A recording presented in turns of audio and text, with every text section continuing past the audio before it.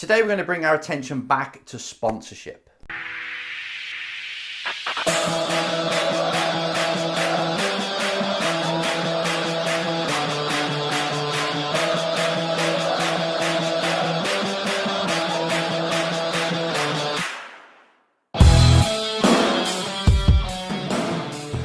Hi again drivers, Enzo here with the Race Driver Coach Show.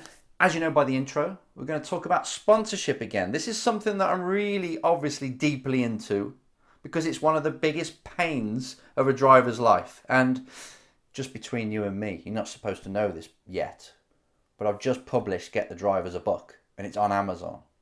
I don't think it's actually ready. Maybe you can buy it, I don't know, but I'll put it up as a sneaky one to get it all uploaded and ready.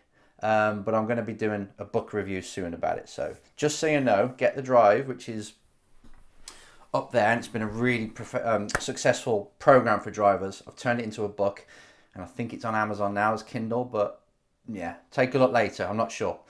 Anyway, one of the big topics in there, and actually a question that came in recently on a YouTube video from R is for Racing. He asked this: can you please do a video on what I'm supposed to offer sponsors? Now, again, paraphrase his question, but really, I'm racing, but what the hell can I offer a sponsor? Because he knows, and he said in his question, he knows for sure that just putting this sticker on the car and shouting their brand is not good enough. And it isn't. Because when a company now, I hate to repeat myself, but I do a lot in other videos, but it's a company now, right? If they want to get this product out or this brand, all they have to do is a little bit of Facebook advertising. And for like, what would you say, $2,000, they can reach about 2,000 people. And these people, these potential customers that they reach, these are just random numbers, by the way, reach are targeted. So they're the kind of people that would be interested in their product, that have maybe looked for their product in the past, that meet the demographics of what that product is or who that product is for. Perfect. Now, how as a driver can you compete against that? Just by putting that sticker, that branding on the car, on the race truck, on your suit, doing your social media that's only got about 1,000 followers. How can you really say that I can offer you this, but you've got to pay me 30, 40, 50, 100 grand when I know you can do a lot better on Facebook for $2,000?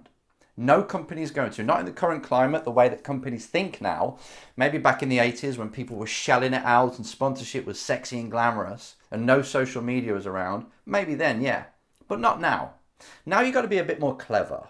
In the next video, I'm going to talk about the importance of selling and how you've got to. But for now, I just want to say, what do companies really want? It's your job to find out. And then it's your job to find out how the sport, motorsport in general, it could be other sports, but let's just keep it to motorsport, how that can help them overcome their problems, or how that can help them achieve the dreams they've got. Now, as a company owner, I own a training center, right? Or, well, part owner, co-founded with John Pratt. John Pratt's the real engine behind it, but I work there. And that's a company. Now, as a company, we've got goals. As a company, we've got challenges that come our way. And we need to find solutions for the challenges and ways of achieving the goals. Now, we're opening a huge facility soon over by Force India, a huge facility, like 3 times bigger than what we've got. So we need help in refurbishing it out, designing it, everything. So if someone came to us and said, I can help you get the word out about this place, I can help you fill it full of clients, I can help, don't worry, I know these interior designers that can do that for you, but all we want in place is a bit of cash so I can go racing, we're going to do it, aren't we? Because for a little bit of cash, a lot less cash than we would have spent, our problem is solved. This is what you need to, I'm not saying please don't say you're going to do that for us, because we've got things in place. But if it was 5 months ago, that would have been good. If a driver came to us and said, don't worry, my dad owns an interior design in place. He'll do everything. I know it normally costs you, it's going to cost you 20K. I'll do it for 5. My dad will do it for free, but I'll charge you 5 and I'll put that 5 grand into my racing. As a company owner, yes, because you've just saved us 15 grand and we're going to get the job done. This is the kind of language you need to speak to companies. They've got a challenge or they've got a goal It's up to you to find out what that is for each particular company. Yeah, this is hard. This is more work than you think. And then show them a solution. Show them a product as such that can help them overcome, or at least it's got potential to help them. That's sponsorship nowadays. So when you're looking at, go back to the Tim Zimmerman interview I did earlier in the season, because that shows you what he did. And what he did is pretty much go to companies and ask them what their problems were. Did not mention that he's a race driver. Did not mention that he's going to spend the money from that on his racing. But he is. And he's got about 20, 25 sponsors, if you want to call them that. Some people are straight up sponsor. Here's a couple of grand for a sticker on the car. Others they use him to teach their staff how to drive safely in high performance cars. So he does a day where he teaches them. Company pays him a lot of money to do that. He pays half of that money to obviously fulfill the day that he's promised them, and then the rest goes on his racing. So he's offering them solutions. Maybe they want staff motivation, and you say, brilliant. What I'll do is I'll take you to this karting event, and afterwards we'll go to the race meeting itself if you really want to, and you organise this beautiful day where people can do staff motivation, team building exercises, and you organise the day, you sell them that package, and again, you spend half of it or some of it on running the day, and the rest of the money goes on your racing. You are offering companies solutions through sport, solutions through the contacts you've got, solutions through whatever you need. Even if you have to go to a famous touring car driver, this is another thing, right? You go to someone who's famous or got lots of exposure, you say to them, I'm going to sell sponsorship for you, but I want 30% of what I find. They'll be like, yeah, go on, whatever, because it's free money. And if that's easier to sell than it is to sell your own racing, then go and sell them. Okay, you're giving them money, but you're taking 30% of everything you find and you're spending that on your racing.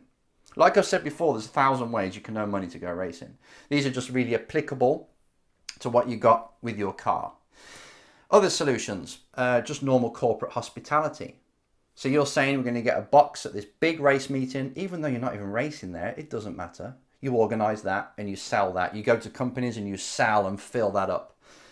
Into competition karting events. You go to all the companies you can around the area in the main city. You say, we've got this karting event, you've got this company against this company. Have you got 5 members, 6 members of staff that would like to join in? Yes, okay.